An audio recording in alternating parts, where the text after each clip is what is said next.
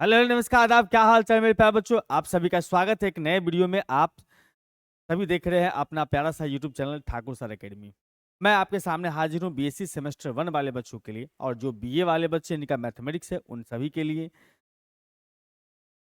जिनका एमआईसी और एमजेसी में मैथमेटिक्स है उन सभी के लिए आज फिर से मैट्रिक्स का एक नया लेक्चर आपके सामने आ चुका है। मैट्रिक्स जो है आपका यूनिट 4 का प्यारा सा टॉपिक है, आप सभी को पता होगा। यूनिट 4 में मैट्रिक्स पढ़ना है, इसको तो एमजेसी वाले को यूनिट 4 में पढ़ना है, और यूनिट 3 में पढ़ना है। यूनिट 3 में एमआईसी वाले बच्चों को पढ़ना है। तो आज हम डिस्कस करेंगे एलएनएमयू ललित नारायण मिथिला यूनिवर्सिटी दरभंगा का पीवाईक्यू। पीवाईक्यू कौन सा सर? जो 2023 के एग्जामिनेशन हुआ है उसका पीवाईक्यू। इसमें हम दोनों पार्ट देखने वाले, ऑब्जेक्टिव क्वेश्चन भी देखने वाले और सब्जेक्टिव क्वेश्चन भी देखने वाले हैं। यानी मैट्रिक्स से कितने क्वेश्चन आए थे ऑब्जेक्टिव, कितने सब्जेक्टिव आए थे, उसका सॉल्यूशंस हम आपके सामने रख रहे हैं। स्टार्ट करने से पहले आप सभी को बताया चले कि भैया अपना प्यारा सा ऐप है ठाकुर सर एकेडमी। यहाँ पर आपको सभी तरह के courses, paid courses, free courses available है। और अगर आप चाहते हैं कि हमारे ऐप पे आके कोर्सेज परचेज करके पढ़े तो पढ़ सकते हैं, कोई प्रॉब्लम नहीं है। और यूट्यूब पे जितने भी क्लास चलती है उस सभी का पीडीएफ नोट्स आपको फ्री में यही मिलेगा। कहाँ पर सर? तो फ्री कोर्स के अंदर में। कहाँ मिलेगा सर? फ्री कोर्स के अंदर में। फ्री कोर्स के अंदर में, फ्री कोर्स के अंदर मिलेगा। और भी बहुत सारे फायदे, पीवाईक्यू आपको मिल जाएगा फ्री में, बुक्स भी मिल जाएगा फ्री में, आपको बुक्स का पीडीएफ में वगैरह भी फ्री में मिल जाएगा।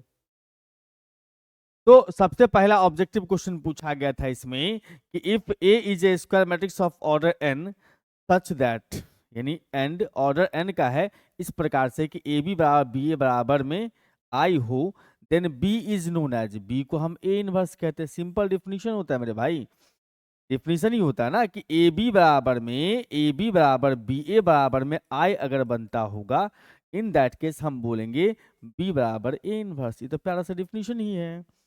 इसका मतलब इनवर्स ऑफ ए कहा जाएगा, कोई टेंशन की बात नहीं। ये तो प्यारा सा है, बच्चा क्लास में भी आपने पढ़ा होगा, यानी कि क्लास 12th में भी आपने देखा होगा। बस उसके बाद सेकंड क्वेश्चन अपने पास में, the necessary and sufficient condition for the existence of inverse of A square matrix. किसी भी स्क्वायर मैट्रिक्स ए का इनवर्स कब एग्जिस्ट करता है? सिंपल सा कहानी होता है कि भैया देखो, ए इनवर्स का जो फार्मूला होता है ना, वो होता है 1/डिटर्मिनेंट of A into adjoint of A. जब यहाँ पर ए का डिटर्मिनेंट 0 के बराबर ना हो तो उस केस में समझ लो भैया ए इनवर्स एग्जिस्ट करता है। डिटर्मिनेंट 0 नहीं होगा तो ए इनवर्स एग्जिस्ट करेगा। और इस केस में मैट्रिक्स ए को कहा जाता है नॉन सिंगुलर मैट्रिक्स। क्या बोलते हैं इसको? Non singular matrix. तो ये ऑप्शन जो दिया आपने पास में, determinant of A not equal to 0, ऐसा भी हो सकता है। दो दो ऑप्शन सेम लिख दिया है, गड़बड़ है भैया। ऑप्शन यहाँ पर दूसरा, तीसरा, तीसरा ऑप्शन को मैं थोड़ा चेंज कर लेता हूँ। ये हमारे पास में आ जाएगा sir,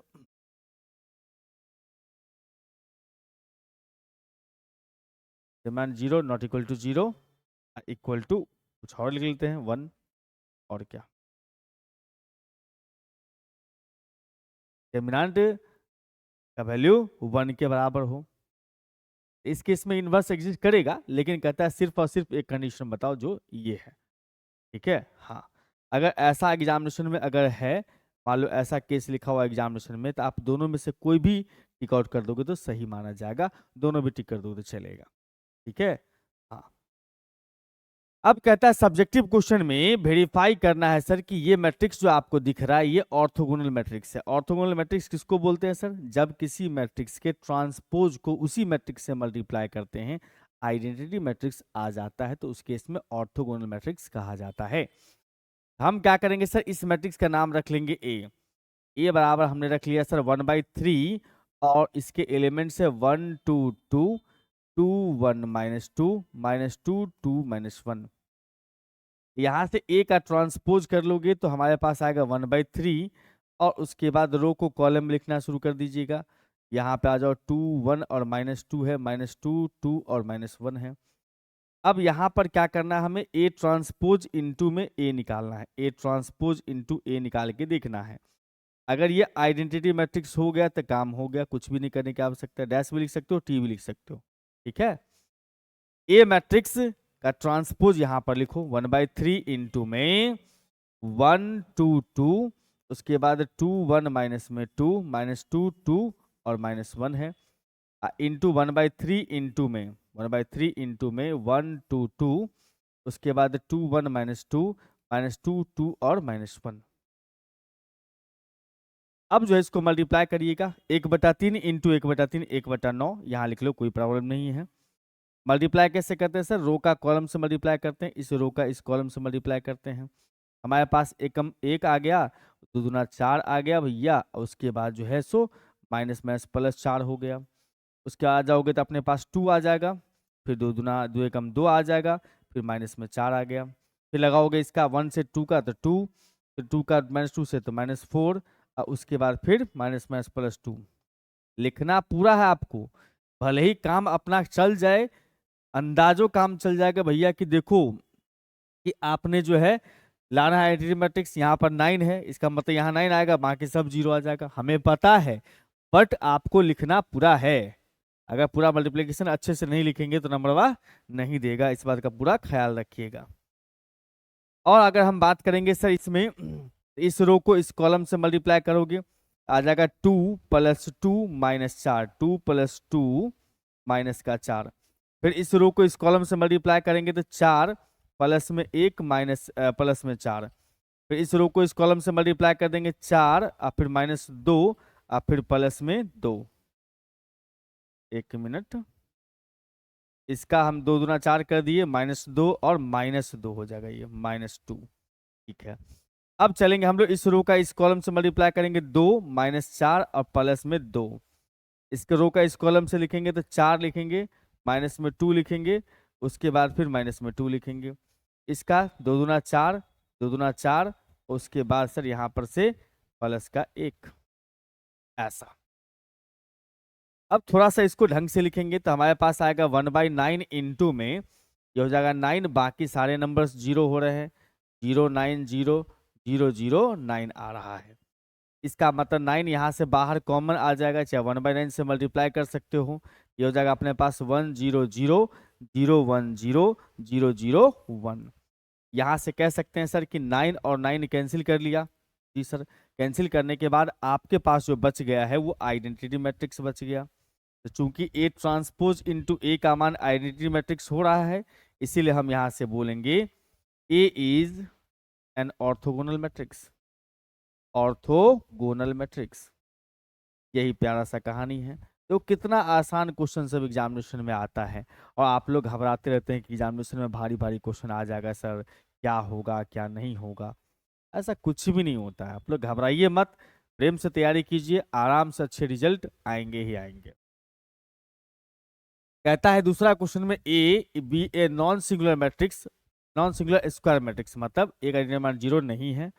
prove that A inverse A transpose का इनवर्स बराबर ए इनवर्स का ट्रांसपोज। एकदम सिंपल, एकदम आसान है।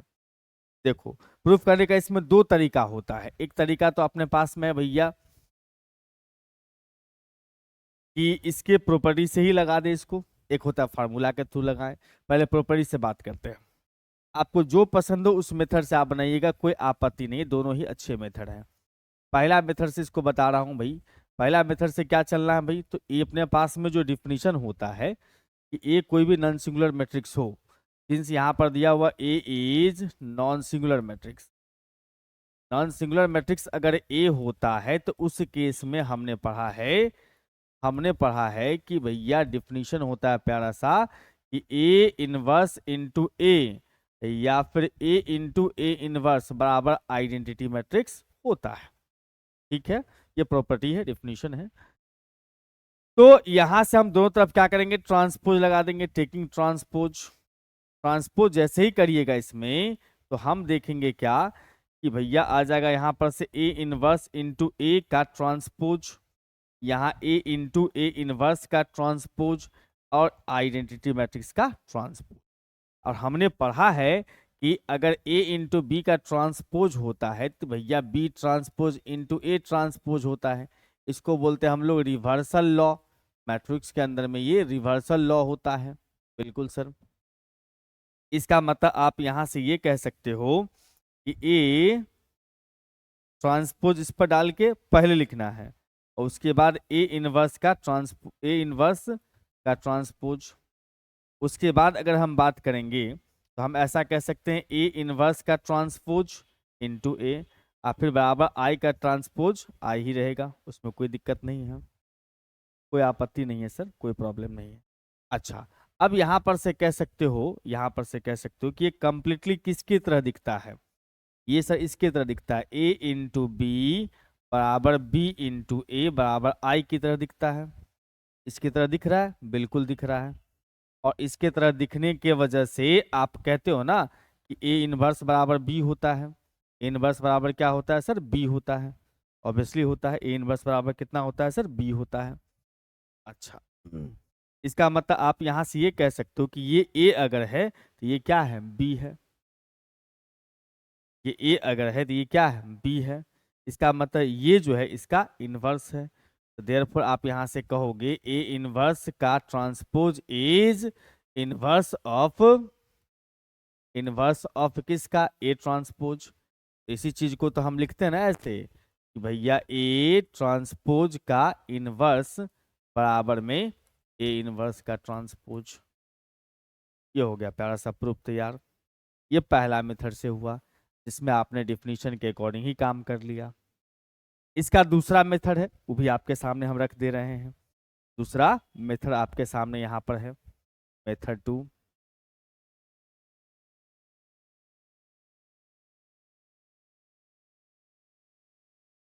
मेथड 2 में क्या है भैया, तो इसका जो डिफिनीशन आपने किया वो इसमें अप्लाई, इसमें हम डायरेक्ट फार्मूला अप्लाई करेंगे। हम जानते हैं कि ए इज नॉन सिंगुलर। अगर ए नॉन सिंगुलर मैट्रिक्स होता है तो उस केस में आपने फार्मूला भी पढ़ा है, आपने फार्मूला भी पढ़ा है कि ए इनवर्स बराबर 1 बटा determinant of A into adjoint of A.